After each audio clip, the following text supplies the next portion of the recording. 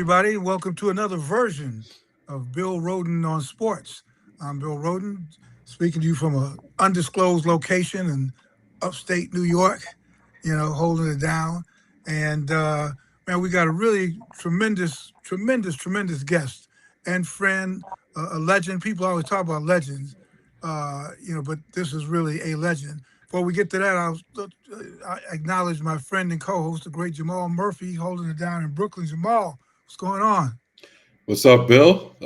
Good to see you again. Like you said, I'm can't wait for this interview with one of the legends in the game, as you said. And I'm just out here in Brooklyn holding it down. Can't complain. Beautiful weather. So everything's good. Our guest is the great Dusty Baker, great Dusty Baker, legendary manager, legendary player, and he's written a wonderful book. It's called Crossroads.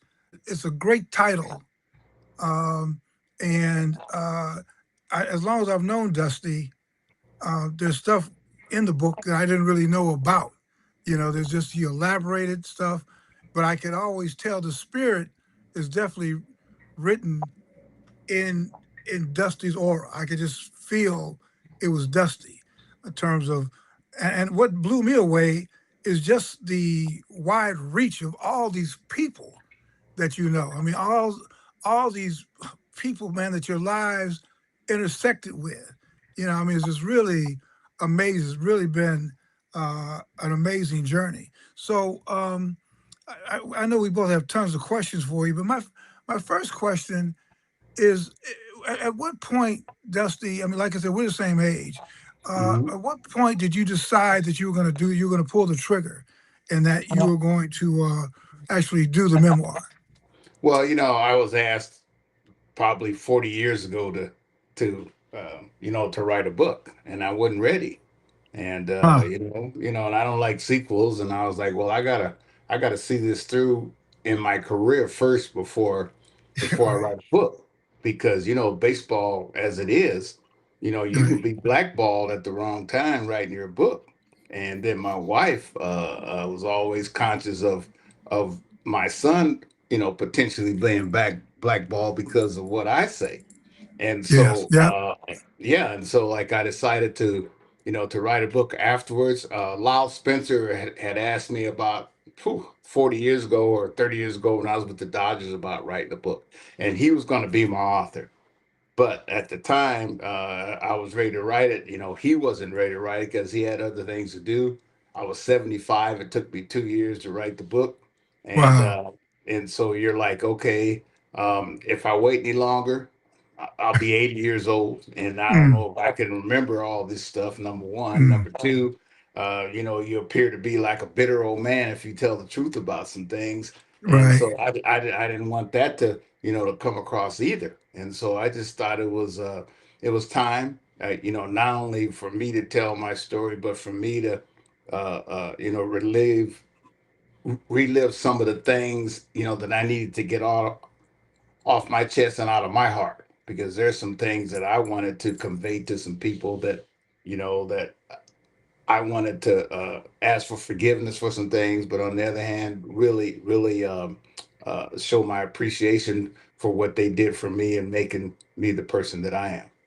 Yeah. I don't want to get the full title of the book because it leads into my next question. Mhm. It's Crossroads, and it's a memoir in baseball and life. And Crossroads, I'm kind of a blues guy, kind of like you. I mean, you're deeper Yeah. into it than me. But I remember I took that a driving trip to Mississippi, Hmm. and I'm kind of into Robert Johnson. Yeah, And me too. I don't think, yeah, I know, I know. I don't think I hit the exact place of the crossroads, but I was in Mississippi Right. somewhere. I just remember it was at night and it was just Oh, fucking eerie, man. It was like, it was at night. oh, Oh, it see, was I at hit it night. during. It was, man, it was so it was like you hit it. It was so spooky, man. Particularly if you know Right. the whole story about Yeah. Robert Johnson. So talk to me about the title, why Right. Crossroads. Then I have a question about Yeah. what you left in and what you left out. But tell me about Crossroads. Why you finally decided about Crossroads? Well, just because my whole life has been, a crossroad, and whether I make this decision or that decision, and you don't really know if you made the right decision or not until later. And there was a crossroad for me to even play baseball. I had to decide, which sport I was going to play, and then baseball came along, and I didn't know if I was going to play baseball, and then I didn't want to go to the South, and that's where the Lord sent me, and just different things in my life, whether to get married or get married again, or Right. to go into coaching or not go into coaching. And so, all these things, went into, my decision. And like I said, you don't know if you made the right decision or not until later. When I was at that crossroads, I was down there at the Blues Awards dinner. For 3 days with Elvin Bishop. I was a guest to Elvin Bishop, and so Elvin says, "Hey man, let's go over to Morgan Freeman's place in Mississippi and go fishing." And we were by that crossroads. I think that was the spot, Yeah. but I was there in the daytime. Now see, I might have been a little. Now see, I might have been a little scared to go there at night Uh, because I don't necessarily believe it, but I don't disbelieve it either. You know what I'm saying? I didn't want to right. take no chance. Right. Well, it took clearly, and again, that's why we're kind of writers and artists, because you Hmm. embellish it, Hmm. and just being there in Mississippi at night, and you take something happened, and you Yeah, just think about this brother wrestling with the devil for his soul. Because I guess to the extent we all, at some point, whether it's a physical, at some point, we right. all do that kind of wrestling, right? Yeah, You're and it and, wrestling. and it was dark. Yes. I mean, Mississippi's. There's no street lights out there. Yeah, out in Right. the middle of the place. Plus, I tell in the book where my brother was having some emotional mental problems, where Yeah. where my brother thought that he was actually and might have been was wrestling with the devil. Yeah. And I tell that in the book, which was really probably one of the toughest times on him, most definitely him, and the toughest time on my family, because Yeah. like you always think that mental emotional problems are in somebody else's family or somebody on the street has some problems and like, oh, that guy is this and that. Well, see, my brother had a double master's degree. He was certified in wills and trusts and taxes and all he was COU and insurance and CFP and finance, and so he wasn't just some dude on the street Right. that took a left turn. So this is another reason why that I spoke to people uh, as well, because I have a special spot in my heart for the homeless, and Yeah. and we have a huge problem, with hope and with hopelessness. Yeah. Yeah. So I know Jamal's got but how did you? And I'm fascinated about this just from the idea when you start thinking about doing a memoir. So how do you decide what to leave in Hmm. and what to leave out? Um, that to me is like a big thing. And I know you addressed it a little bit at the very end, Yeah. but as I'm doing this, even with me writing down journals, I'm like, Hmm. I don't know, because when you're Yeah. gone, and people are, oh, what? True that. So how did you decide when you're doing this? How did you decide when you're doing your memoir, what were you going to leave in and what were you going to leave out? Well, I kind of decided along the way. And there were Mhm. times that I wrote something and it's like, nah, that ain't right. And there are other Right. times I'm like, no, I need to put more in there. Yeah. And then you say, okay, how much do I tell on myself? And I Right. don't want to tell, and I don't want to tell on my friends because that's not the kind of book that I want this to be. Right. And so, but you have to tell a certain amount of relative truth to sound like Right. it's you, because there are a lot of people that are reading this book. They're like, "Oh, Dusty, man, you left a lot out," or there are certain things that that they didn't know, and there are some things that everybody doesn't necessarily need to know. Right. And Right. so, like I said, there's a delicate line between, what you tell and what you don't tell. And plus, you have to remember that, people are going to be reading the book that know you. My kids are going to be reading the book. My Yeah. grandkids are going to be reading the book, and there's certain, especially in our society, most of us don't know much about our parents or our grandparents. Now, I don't know about your household, but my dad, you know, anything I heard about Right. my mom or dad mostly came from other people. Right, Exactly. right. Exactly. Exactly. They don't. Those folks don't.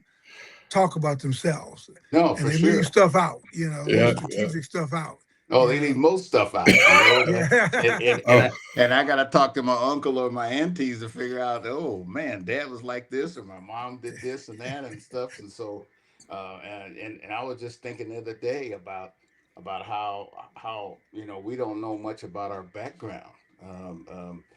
Like I got some white friends that tell me they went to Croatia to see where their grandparents were born, or they went to Germany to see so and so and so and so, or Italy to see their great grandfather where he was born. And most of us don't really know right, much exactly. about you know about our past. But you did write about the struggles of family, Hmm. finances, disappointment. So why was it important for you to include that stuff? I mean, when you did, because it was pretty personal. This is some of the stuff Well, that you did get into. yeah, for sure. But I mean, something. I mean, that's something that possibly, every time I hear something on the radio about, tax relief, they can garnish your salary, they can do Yeah. this, they can do that. Well, hey, I got flashbacks because I lived that. Mm, And I lived through it. And there are a lot of people that I know that aren't really admitting that, which I didn't and didn't want to for a long time, because you're not proud of that. You're right. actually ashamed of that. But then when you make it through that, the worst time that appeared in your whole life, uh, you, that's the worst problem at that time until you reach the next problem. That You're right. seems right. like it's the worst time. And so, I just wanted people to know, hey man, we're all capable of this or that. You just don't know, when it's going to happen to you. And the thing that I was most aware of coming up as a kid was my mom used to always tell us the stories, about the athletes that, get into tax trouble, that, you read about, Joe Lewis, or you read about, uh, uh, uh, Archie Moore, the famous, athletes. And see, that wasn't me.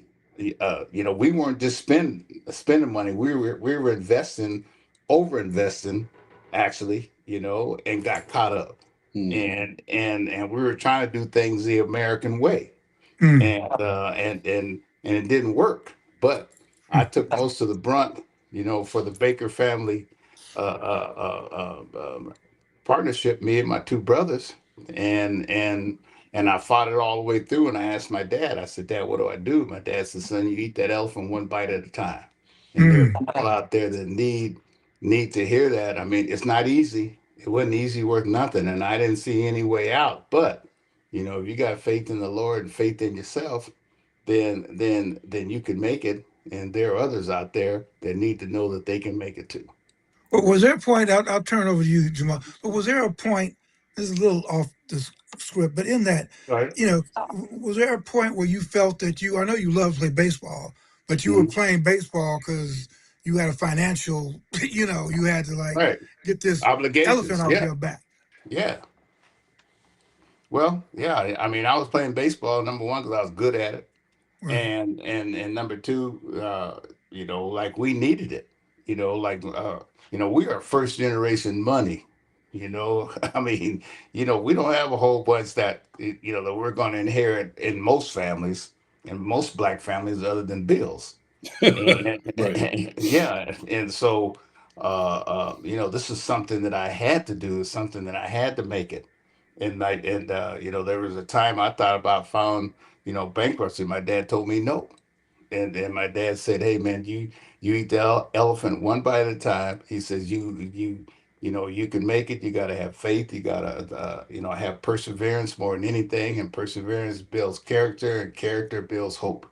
And as Mm, long as there's hope, then we got action. And there's a lot of people, especially a lot of young people, that don't have much hope. And mm. and, and so I was just trying to help them as much as I was trying to help myself sometimes. Speaking of young people, let's turn over to Jamal. Oh man, used to be young, No, but you still young. It's all relative, brother. It sure is. well, I mean, you've obviously lived an incredible life with a lot of different experiences. You came of age during the civil rights era. You talk about that in the book. I was wondering, when you look back at some of those experiences, for younger people who read the book, how would you want or hope that they saw those experiences differently, through hearing it from you. Well, you know something, they're experiencing the same experiences and difficulties that it's just presented to them a different way, and it's presented to them not as in your face as it was for us, but it's becoming more in your face every day.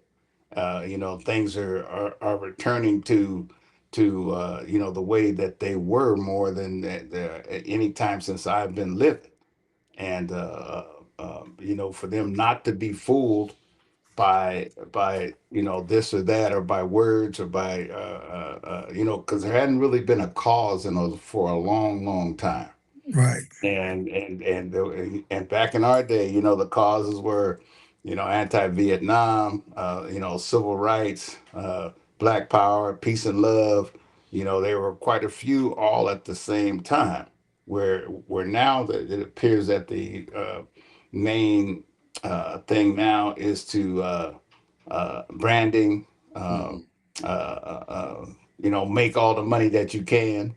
And I don't hear people talk about sharing the money, because we wanted to be millionaires, but now everybody want to be a billionaire. But see, by the Right. time you get to be a billionaire, man, there's a whole bunch of people that you could have helped along the way while you were trying to be this billionaire.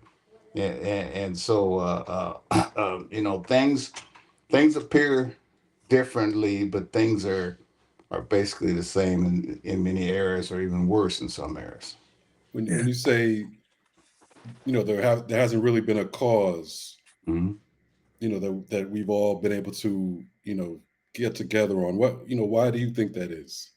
Mm, I don't know. Just sometimes you can cover things over, with money, and if you cover uh, crap over with money, and you step in it, it's still crap. It just got some money on top of it. You Right. know what I mean? And so I'm just hoping that a lot of these young people aren't fooled. But I'm proud of young people. I'm proud of these young brothers and sisters that are really progressing, and what they're doing. Right. And you have to realize that there's a lot of people that still don't like what you're doing, and they don't like the progress, because every time you turn around, there's one of our heroes that's being defamed, or being ashamed. Right. And it's like, and it's always some of our top people. And so, you have to realize that there's people, even when you get to the top, there gonna be people still shooting at you, and you got to be aware of that, and recognize that, and watch yourself still. Right. Mm. So what role, and it kind of get into that, because I'm really tuned into that too, the whole idea that does not seem to be a cause. Well, the cause is how much money can I Hmm. make? That's the Hmm. cause. Hmm. So um, And my when daddy you, told me, Bill, excuse me, my daddy told uh, me all money ain't good money. that's right. Right. That's Right. right. I had a young person, I do this fellowship as part of Hmm. what I do with ESPN Anscape. And each year we get 4 to 6 kids from an HBCU, and we give them a 1 year fellowship, paid fellowship to do. Hmm. And as part of what they do, I had one of them do they've got to all do these 1 minute takes of the week, where they do something that hit them during the week, and then they do a 1 minute on camera take of the week, where it's their opinion 1 week. And one young brother did a piece about that was his thing. All money ain't good money, Hmm. and he was talking about Jay-Z and Yeah. some people in his view who had kind of sold out. And it Hmm. was, to your point, it was encouraging to me, just to hear a young person who had that kind of perspective on blackness. Hmm. And it may not have been the same thing I would, but he was still clued into it.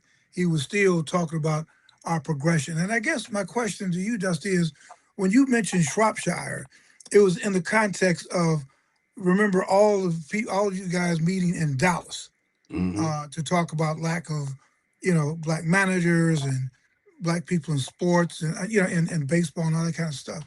And I guess fast forward today, is there, and even when you were managing and you were looking at young black guys, it, what seems to be, has that disappeared? In other words, you've got all these young guys making a ton of money, I mean, a ton of money.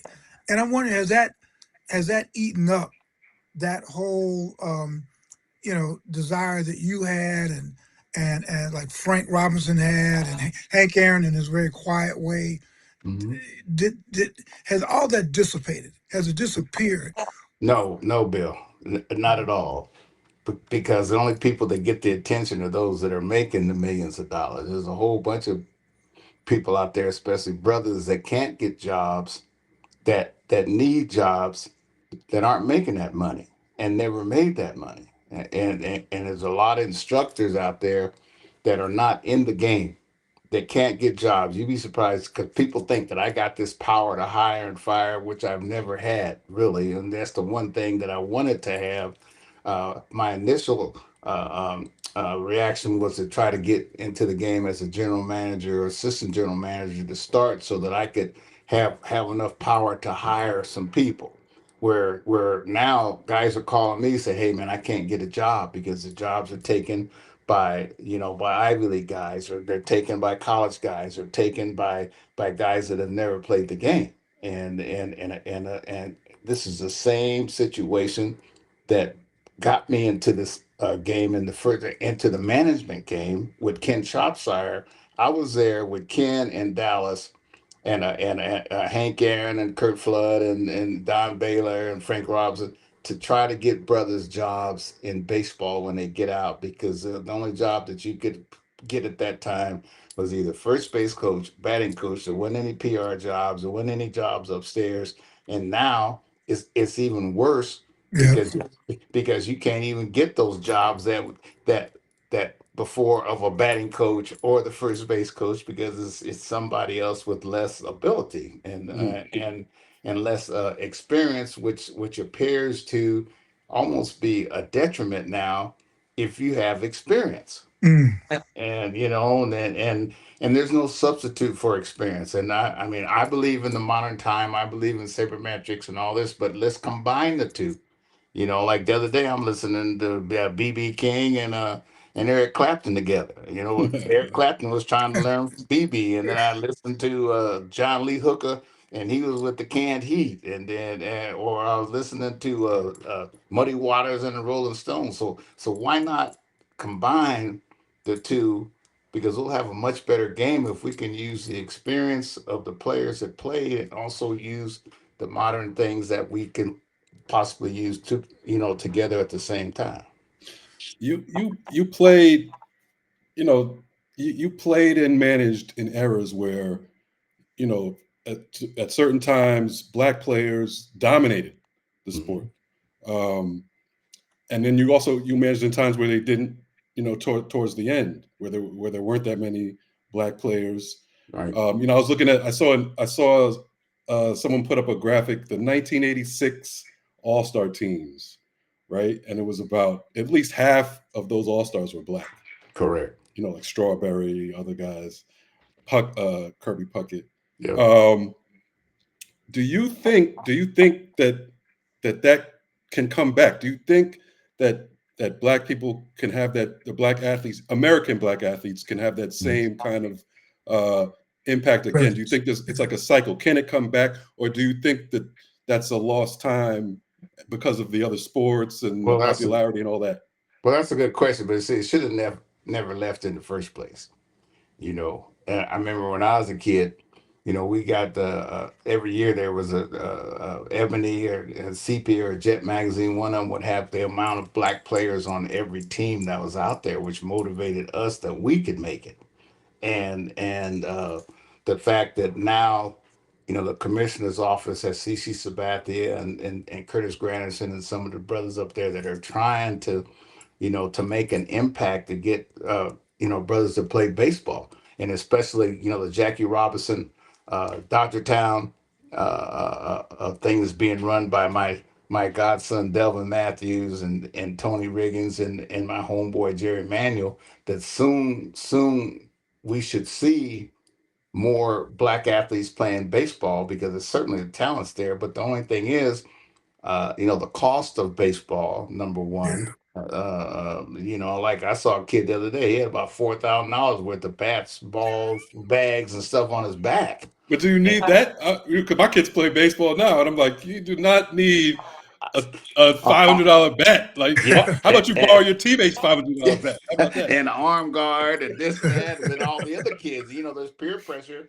There's peer pressure to have these things. Right, right. But at the same time, we got to figure out a way, to make this affordable.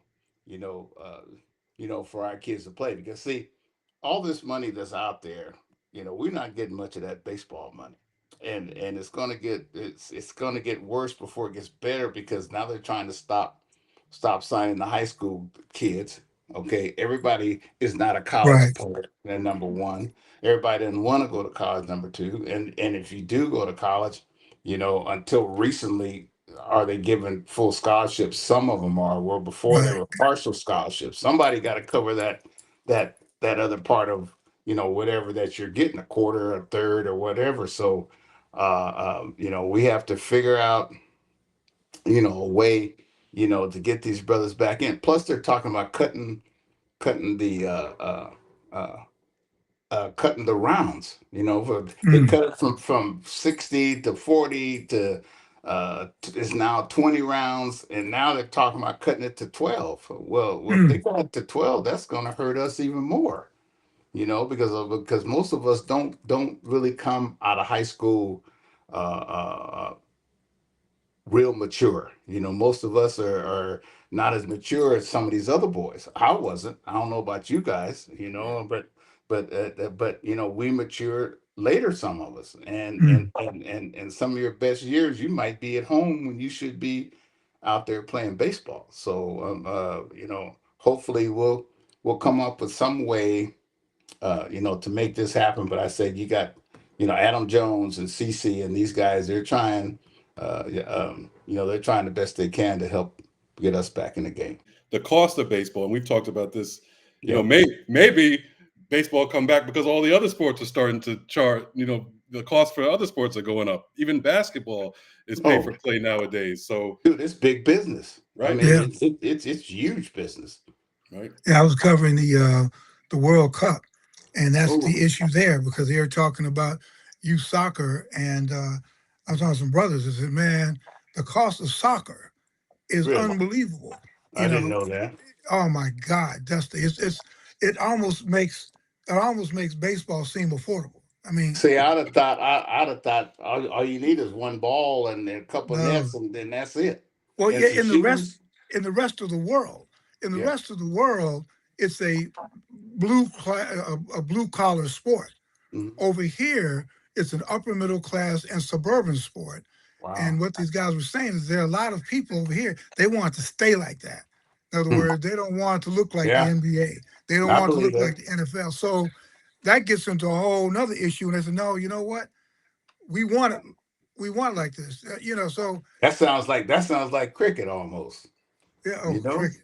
Really? Yeah, Man, yeah. I cricket. mean, yeah. I mean, like I never heard of cricket until Jim Brown was like one of my heroes, Right, and then I right. heard he was one of the best cricket players of Well, all no, time. he played lacrosse. Oh, that's what I Lacrosse. meant. Lacrosse. Lacrosse. I Yeah, didn't mean same cricket. I same meant difference, lacrosse. Dusty. It's the No, same. that.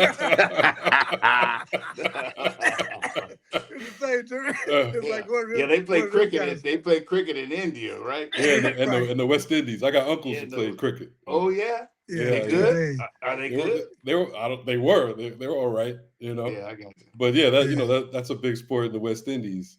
Yeah. Right. But no, but to me, it just seems like everybody's, maybe other sports are learning from baseball in terms of, it's a negative for us. Maybe, people argue that that's part of the intent, you know, Mhm. we we don't, some people say so, some people say no. Right. But, the fact that everything costs money now might, might help baseball because it's like, it's not like other sports are going to be much cheaper. Wow. Yeah. I guess it just depends on because I when you mentioned because I was listening to your path to the Mhm. majors, and again, like I said, we're the same age, so you still have black communities who had like you had like your dad Mhm. coached, so you had black men in these black neighborhoods who had their own little league teams. Correct. So you were playing little league in sort of black environments, which is like in the Negro leagues.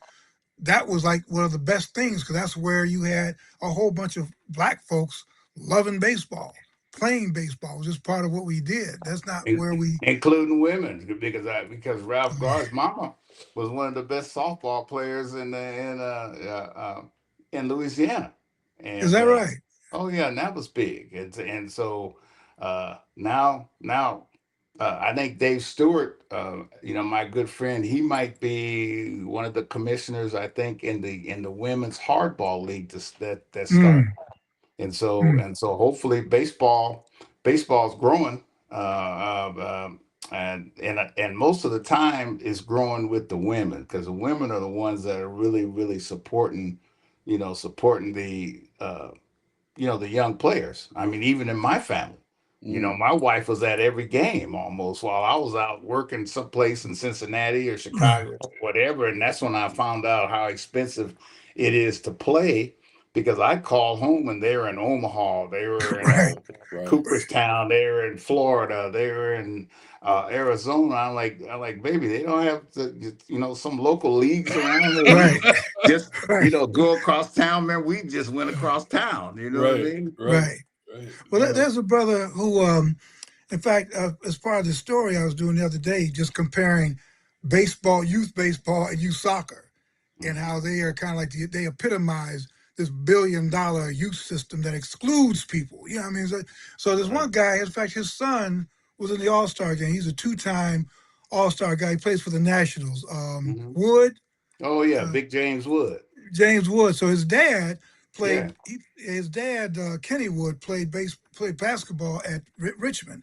So what he does is that, well, he developed an app, and he said, Mhm. well, to your point about why do we have to travel at age 9 and Right. 10? Why do we have to travel all around the country? Where if there's an app and I could get in touch with, let's say, in the D.C., Virginia area, Hmm. I could call Dusty Baker, say, hey, Dusty, let's get to Dusty Baker All Stars, Right. and I'll get my All Stars, and we'll meet over here. We'll pitch in and get this field. We'll guide the umpires, but we Mm. will just play local. In other words, we Right. don't. We'll get some games in Right. so we can play. We don't have to go all the way to Georgia and all that kind of Well, stuff. Cut Just yeah. out See, the so I cut know out the Mr. hotel fees and all that. Oh yeah. See, I know Mr. Wood. That's the excellent idea. See, my dad was a guy when we grew up that did that. My yeah, dad, some kind of way, would go get this equipment. I don't know how he yeah, got this equipment for, for all of us. And then when I left the Dodgers, I started a baseball school, in yeah, Sacramento. And, we were charging, except for the minority kids, and my bylaws had to be like, 10% that we scholarshiped. And including that were like Derek Lee, CC Sabathia was in there, Darren Oliver. And I remember one day, Jeff Jenkins, I was watching him hit. And I told Jeff Jenkins, I said, "Man, you got a heck of a stroke, man. Who taught you that?" He said, "You did. I went to your baseball school." That's funny. So I guess there's a great Dusty Baker. His new book is called Crossroads, a memoir in baseball and life. There's a couple of things. We talked about these opportunities in management. You are rare. You're rare for managers in general, but black managers in Mhm. particular. You had five managerial jobs, and I think you Right. were the only manager to take all 5 teams to the playoffs, to Right. postseason. But the question is, that's rare. I mean, it's rare in any Mhm. sport for brothers to get that second opportunity, and you had Yeah. 5. So if you were to write the textbook about that, what Mhm. was it about you, either your knowledge, your right place, right time, where you actually had 5 opportunities to manage, where with a lot of people like one and done. Right. Well, Bill, number one, I don't know why. To tell you the truth, Right. I had some great mentors that taught me how to be in the system without being like the system.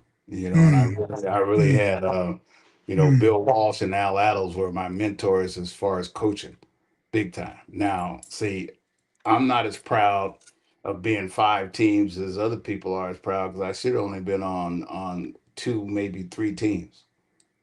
Because like when I was in DC, we won 95 and 97 games, and then I wasn't offered a contract. So it's like, Mm, and there was 2 years between most of the time when I was either fired or either not tenured a contract, where I didn't sniff a call. And most of the time, Bill, I was given opportunity because there was some team that was in last place or second division. And the only reason why I was offered the Houston job is because of the scandal. So I happened to be at the right place at the right time, and or else I wouldn't have had another opportunity, probably, because all everybody was talking about was my age.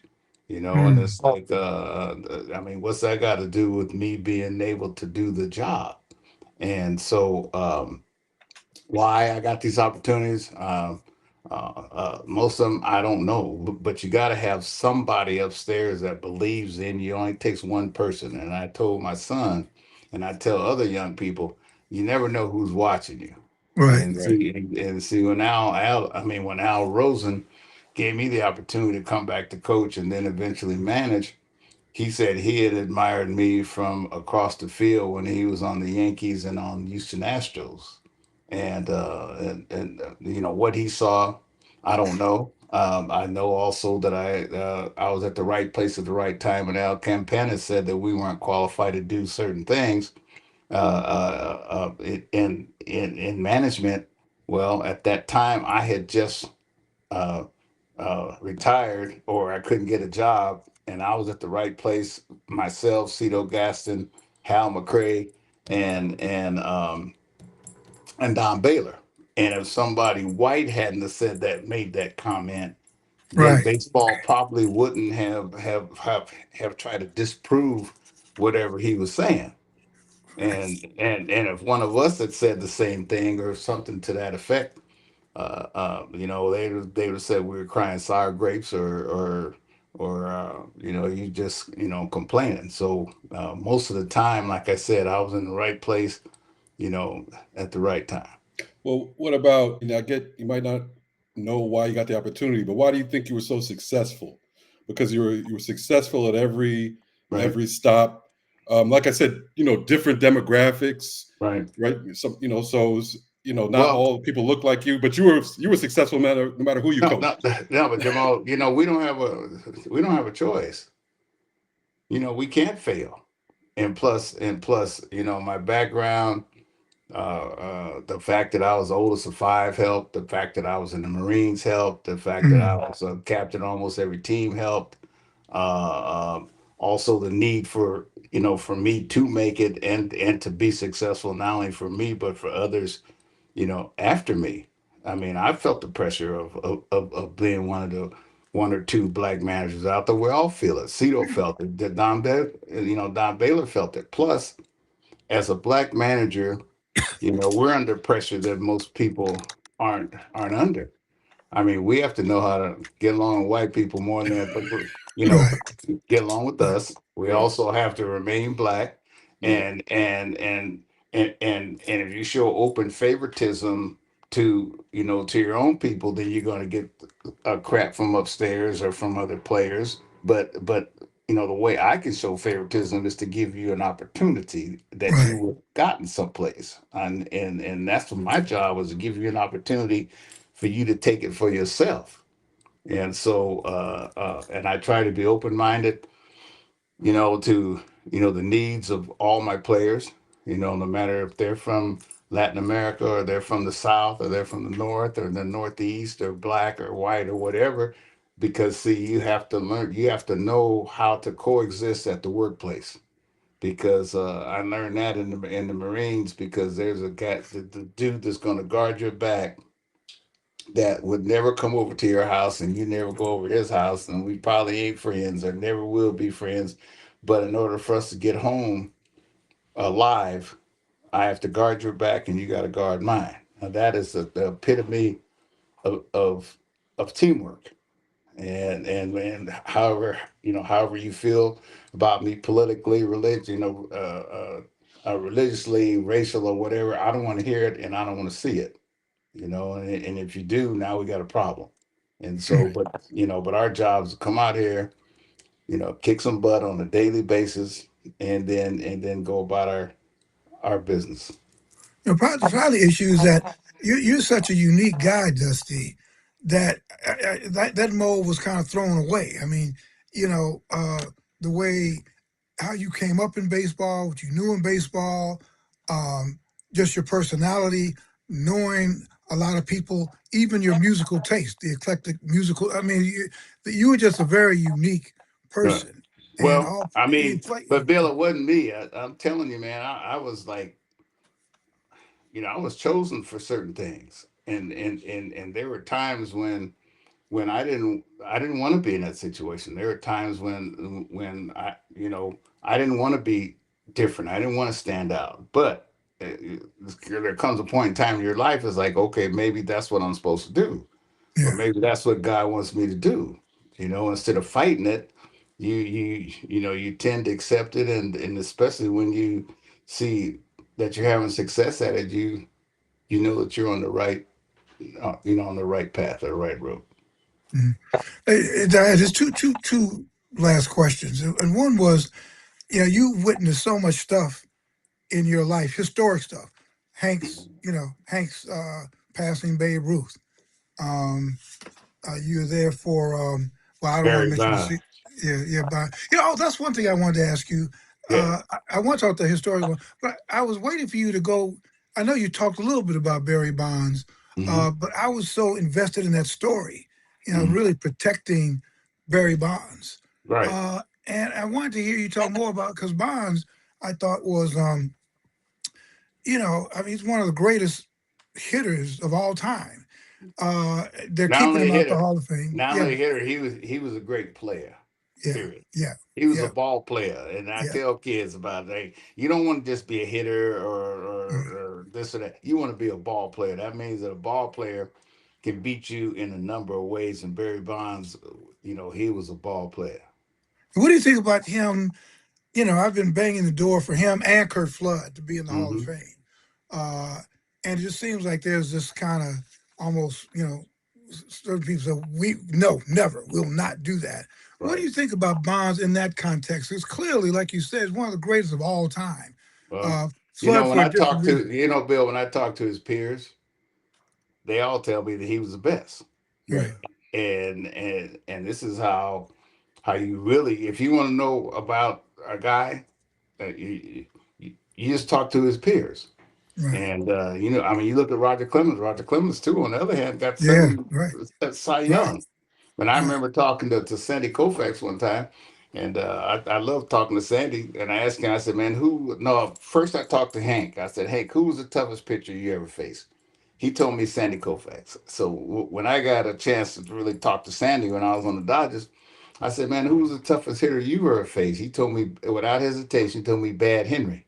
Hmm. So I'm like, well, dang, both of these cats just say that they was the toughest, Right. and I said, well, that meant that they were the top of the heap.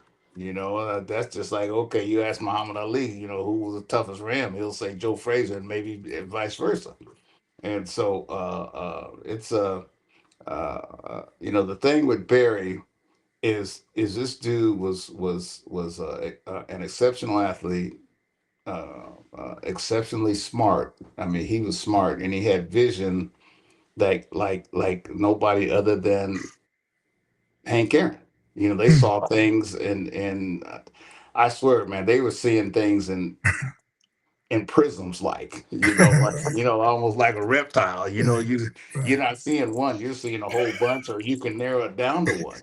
Right. And it was fun watching play. I mean, was he difficult to manage sometimes? Yeah, but most superstars are because they don't like to be ridden. I mean, most of the time you let your superstars. It's like a thoroughbred. You let him run, and then if you don't ride him too much, then he'll come back and want you to ride him. And then as soon as you get on him, they're gonna try to kick you off.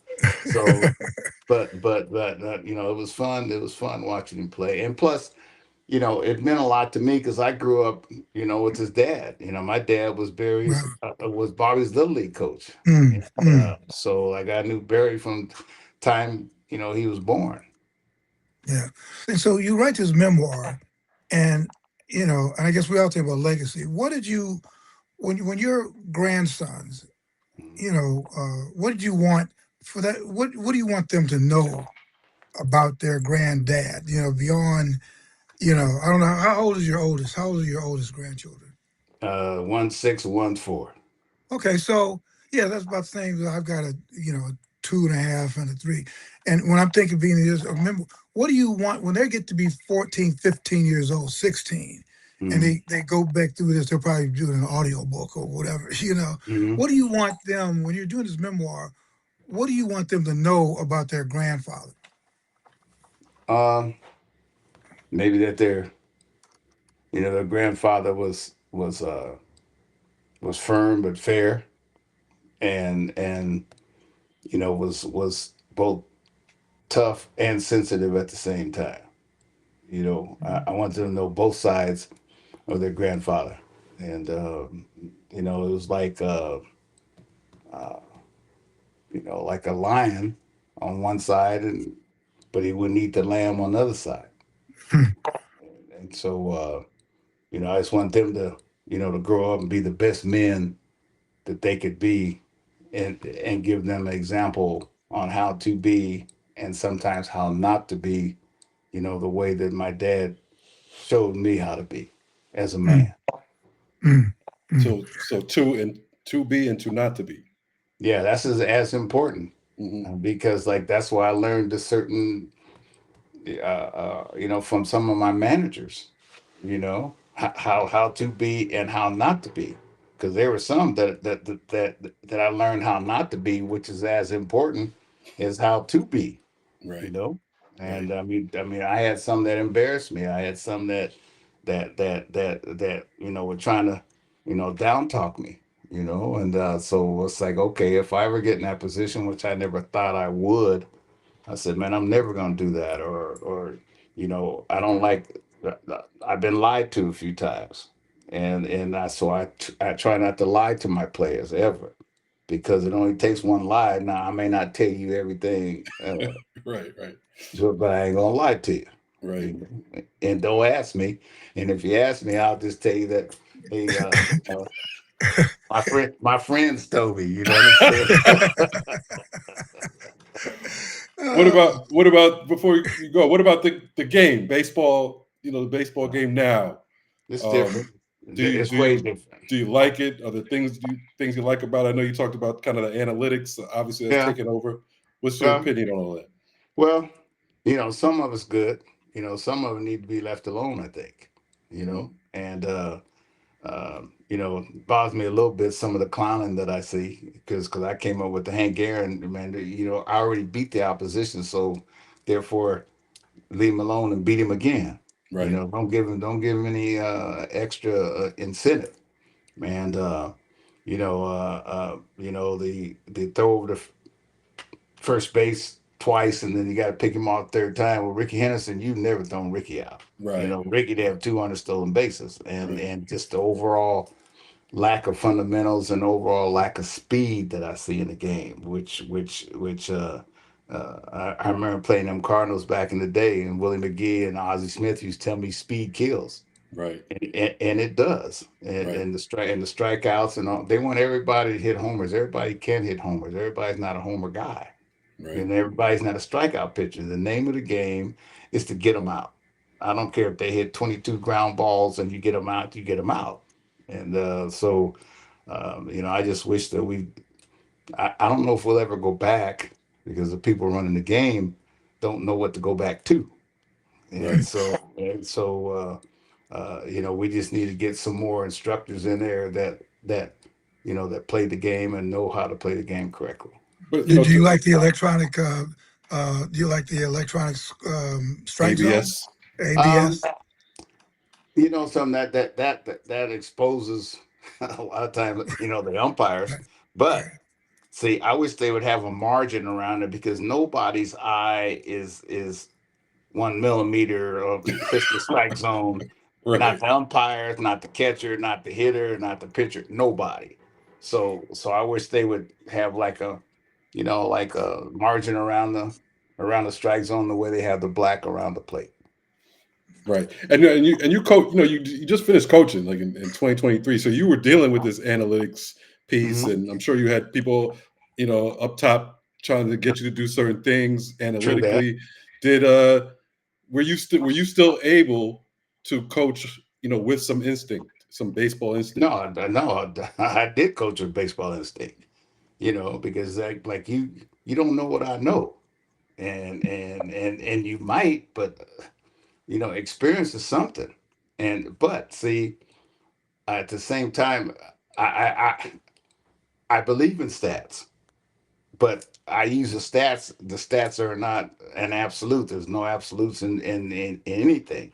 Because like if you came in my office before the game and you saw my cheat sheet, I had first batter efficiency, I had ground ball to fly ball ratio, I had who hits in the double plays, I had like on my cheat sheet every day, what you might throw at this count or that count, so therefore it give you a better chance of steal. So see, there's always been something, but now they put a name on it, and so that's why it was irking me that people like, oh, Dusty don't believe in this. Well, you don't know what Dusty believe in, because see, I don't really want you to know what I believe in, because that's my edge over you. You see, and so my objective was to win, and my objective was to beat you. And whether you think I know what I'm doing or it don't matter. The only thing that matters was at the end of the game, what the score was. And today they call that cheat sheet Chat GPT. I call it sheet GPT. Dusty. So you be in the office, man. What would take you 2 hours, you would put it in Cheat GPT, and in like 5 minutes, man, you have the whole thing. And you be trying to be old school, and it's, Yeah. hey, brother. Yeah.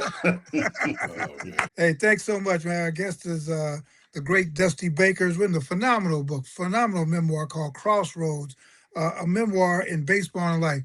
Dusty, thank you so much, man. Nah, Really, thank you. I Hey, thank always you, appreciate you, Jamal and man. Bill, Thank man. you. Thank I you. love you guys, man. All You're right. the best. All right. Later. All right. All right. All right. There you have it. The great Yeah. Dusty Baker. Great stuff. Great stuff. Yeah, we could have been off for another hour, Yeah, easily. but he had to go. Right. Lucky for him, he had somewhere to go. Oh, man. The World Cup is over. Thank goodness. Better anybody Oh, other than Argentina. that's right. Although you And got them Argentina colors on, brother. That not on purpose, I can't help it that they like blue. I like blue also. But yeah, no, I was happy Spain won. I was happy for Lamine Yamal, yeah, Nico Williams, the couple brothers they got on the team. I yeah, thought the aftermath of the of what happened on the field, even basically Argentina turned into some thugs right.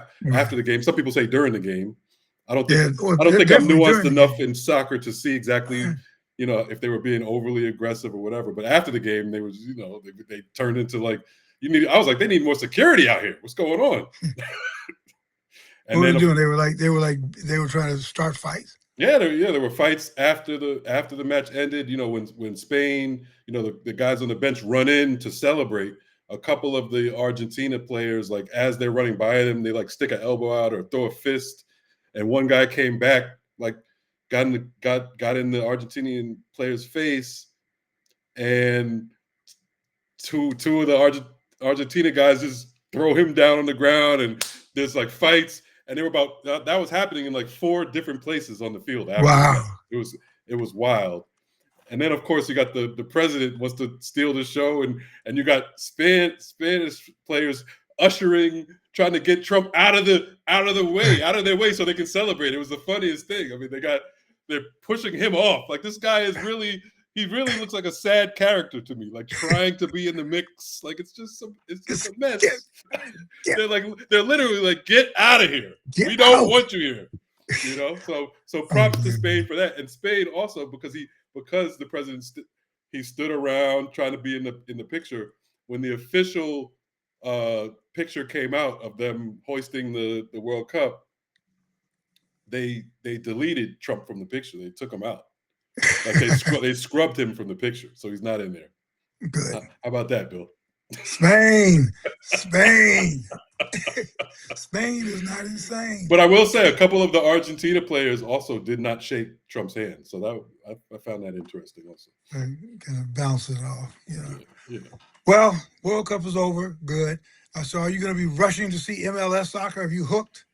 I don't know about MLS, but I I'm listening to my kids. They got their favorite players: Mbappe, Olise, some other guys, and I think from now on I will try to tune into like the high level soccer because I did become a real fan. I think during this World Cup, so I'll Well, watch. good for you. Well, yeah, I mean, but it was, where's the NFL when you need it? It's But coming.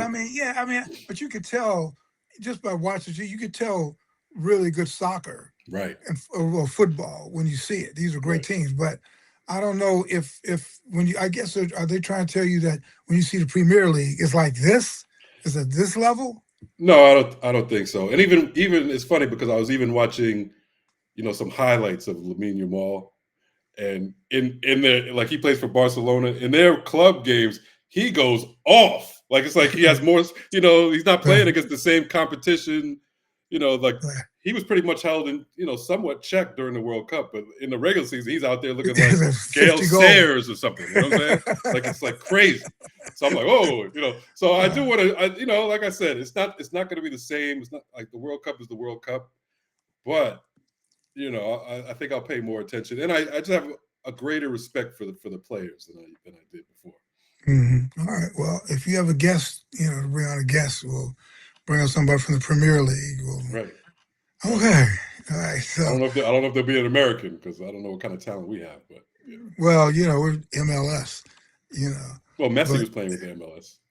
Well, yeah, that's Well, I don't even know what to say about that.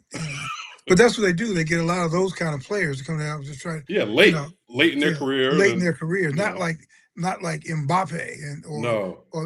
you're a guy from Spain. Right. That's what we're trying to get over here. We're trying to get those kind of guys homegrown here. The guys like Messi's 5'5", so we're trying to get. You could have a 6 foot and under league of guys who would be wide receivers and defensive backs here, or running backs, and put them on the soccer pitch. Right. And have a whole group of team like that. So yeah, that's the goal. All right. So anyway, listen, great interview with a great Dusty Baker. Yep. Book is great. Buy it.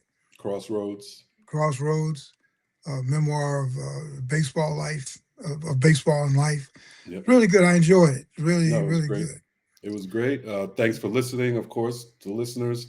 You can listen wherever you get your podcasts, Apple Podcasts, Spotify, etc. If you're watching on YouTube, definitely like and share and smash the like button. Subscribe is very important. And on social media, follow us at BrosPod on Twitter, at BrosPod on Instagram, Bill Roden on Sports on Facebook. All right, everybody. Hope you enjoyed the World Cup. Hope you enjoyed this broadcast.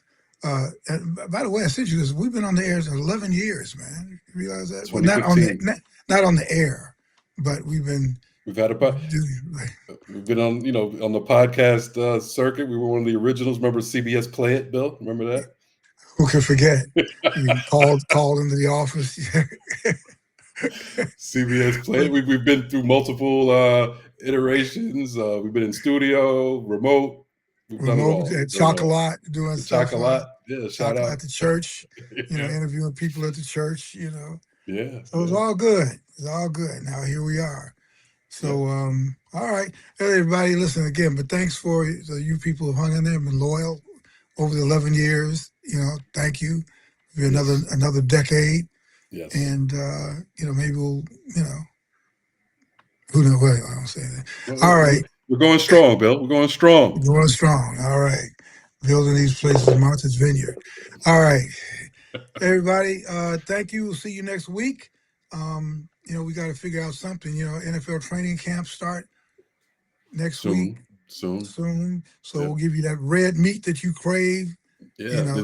The Giants should be interesting with with that dynamic that happened in the offseason with Jackson Dart and And our favorite player, Abdul Carter, Abdul Carter, is yes. our favorite player in the I still gotta NFL. get that jersey. I'm gonna get that.